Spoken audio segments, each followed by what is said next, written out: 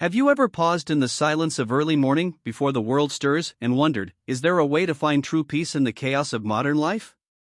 Buddhism, a path carved by centuries of wisdom, gently reminds us that peace is not a destination we chase in the outside world. It is not hidden in achievements, possessions, or perfection. True peace is an awakening, a soft unfolding within the heart. It is the quiet realization that everything meant for us will arrive, not through force, but when we are ready to receive it. Just like a flower that waits patiently for the sun to warm its petals before blooming, we too must align with the rhythm of life. In this journey, you and I will walk together not just through teachings, but through timeless stories and reflections that reveal a deeper truth. Letting go is not the act of becoming cold or disconnected. It is the sacred art of releasing the tight grip we keep on things that were never truly ours to hold. Detachment, in its purest sense, is not emotional absence, it's emotional freedom. The freedom to love without fear.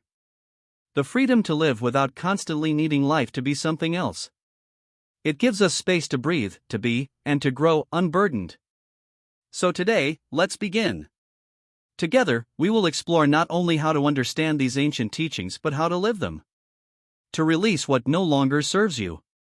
To hold lightly what does. And to experience each moment fully, with presence, with clarity, and with joy. There once lived a humble monk, far from cities and noise, whose life was marked by simplicity. Among his few possessions was a small clay bowl, not ornate, not expensive, but precious to him. It was the bowl from which he drank cool water and ate his daily rice. One day, while rinsing it in a mountain stream, the bowl slipped from his hands. It tumbled over the rocks and shattered.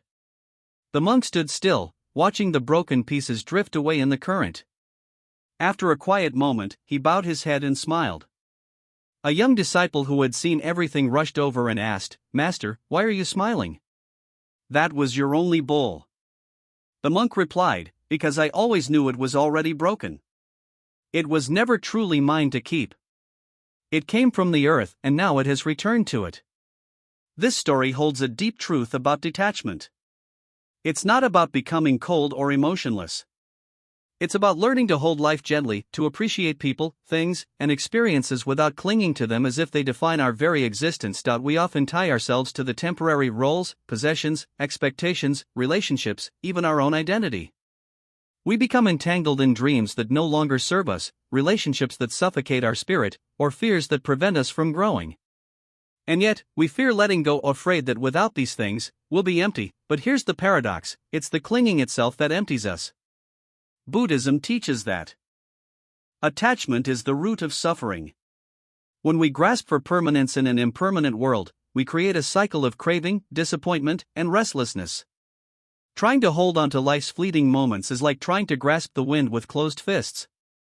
The tighter we hold, the more it slips through, and the more exhausted we become. Consider the trees in autumn. When the leaves fall, the tree does not mourn. It does not resist. It lets go, trusting that spring will come again. Just as the tree sheds what no longer serves it, we too must learn to release what weighs us down even when it's painful. Think back to a time when you lost something or someone dear. At first, the pain may have felt unbearable. But over time, with space and patience, that loss may have opened you to something deeper, a clearer path, a stronger self, or even unexpected joy. Loss often becomes the soil in which transformation quietly grows. Letting go does not mean we stop caring. It means we love freely, not fearfully. We drink deeply from the cup of life, savoring every moment, but we don't cling so tightly that the cup itself becomes a prison. The first key to inner peace is learning to release. To surrender to life's changing nature. When we stop fighting what is passing, we make space for what is arriving. In that space, the heart opens. The soul breathes. And we begin to experience freedom, not from life, but within it. There was once a young seeker who spent years meditating deep in the forest, chasing enlightenment with unwavering discipline. He woke before dawn, sat for hours in stillness, and tried with all his might to quiet his thoughts. But every morning, the same troubles returned: old fears, restless thoughts, and heavy doubts. One day, overwhelmed and exhausted, he approached his teacher with tear-filled eyes and said, "Master, I've tried so hard, but life refuses to follow my will. My mind won't be silent. My pain keeps returning. I feel like a failure. The master, calm as a still lake, looked at him with compassion and asked, "When a river flows, do you try to push it backwards?" The student was silent. "You suffer," the teacher continued, "because you're trying to force life to match your expectations. But life doesn't exist to obey the mind. It exists to awaken the heart. Radical acceptance is not about giving up. It's not about liking everything that happens or pretending pain doesn't hurt. It's about seeing things as they are, without the stories, the resistance, the constant should be different that clouds our clarity." Why is this so hard? Because our minds cling to illusion. We're taught that if we just try harder, control more, plan better, life will finally make sense. But life, like the sea, doesn't bend to our will. No wave asks for permission. And yet, every wave carries us somewhere if we stop resisting and allow ourselves to be moved. Imagine standing in the ocean before a giant wave. You can try to stop it, yell at it, or fight it, but it will crash over you regardless. Or, you can dive beneath it. Let it pass. And rise calmly on the other side. Acceptance is not weakness. It's strength. The strength to see clearly. The strength to respond wisely instead of reacting blindly. Like a seasoned gardener who cannot control the rain or sun but who still shows up each day to tend the soil, pull the weeds, and wait with patience, we learn to work with life, not against it. Picture an archer. She pulls back her bow with perfect form. But the wind shifts. The arrow changes course. She does not curse the wind, she adjusts. She learns. So must we. When we stop trying to control what we cannot, we begin to focus on what we can: our thoughts, our words, our responses.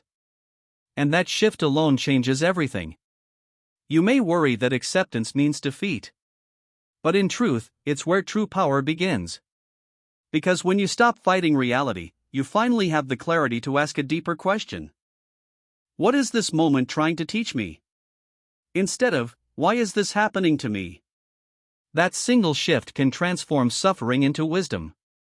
Even in your darkest moments, there is light, not because the pain disappears, but because you're no longer pushing it away. You begin to see stars where you once saw only shadows. And perhaps the hardest lesson of all is learning to accept yourself.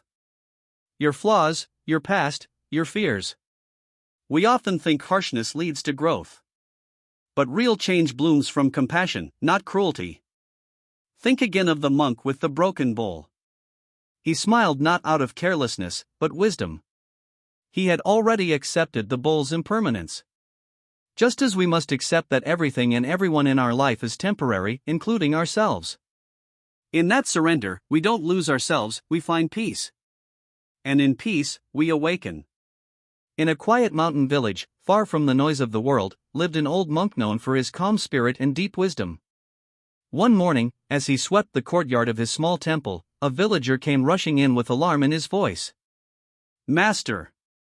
Your cow has run away into the forest.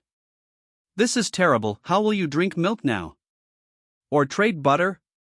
Such bad luck." The monk paused, leaned his broom against the wall, and with a gentle smile said, "Good luck, bad luck, who can say?" A few days later, the cow returned and brought with her a wild bull. The villagers were astonished. "Master, what incredible fortune! You now have 2 animals. This must be a blessing." The monk only nodded and replied, "Good luck, bad luck, who can say?"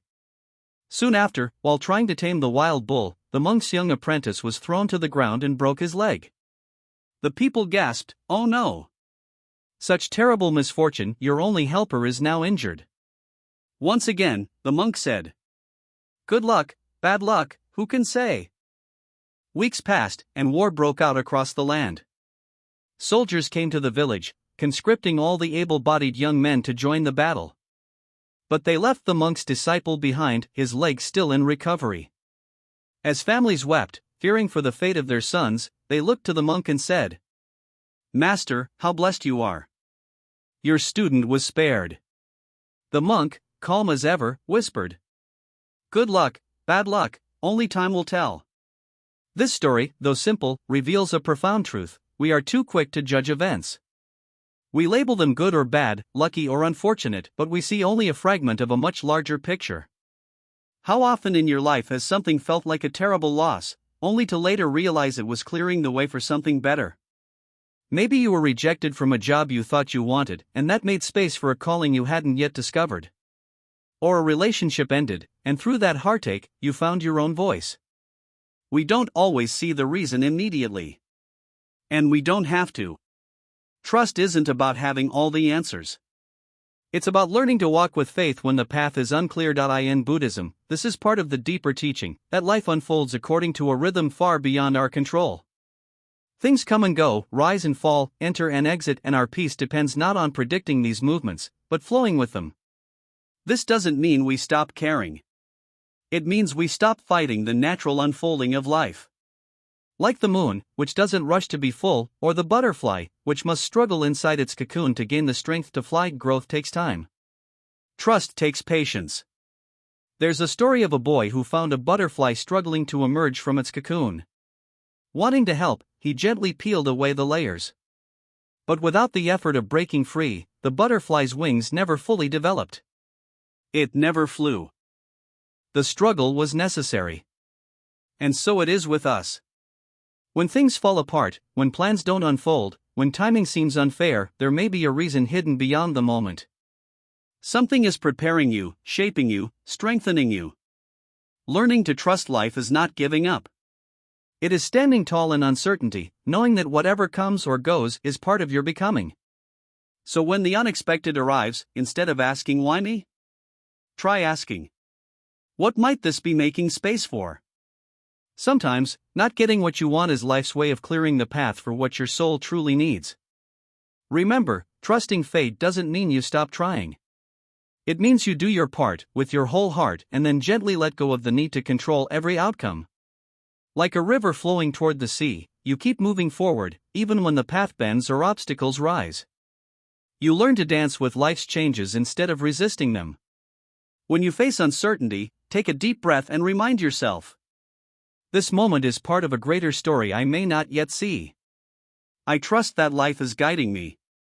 In that trust, you will find a surprising peace, a quiet strength that holds you steady through storms. So walk your path bravely, knowing that every twist, every turn, every good luck and bad luck is shaping the beautiful story only you can tell. And one day, when you look back, you'll see how all those moments, even the painful ones, were blessings in disguise. Trust the journey. Trust yourself. Trust life.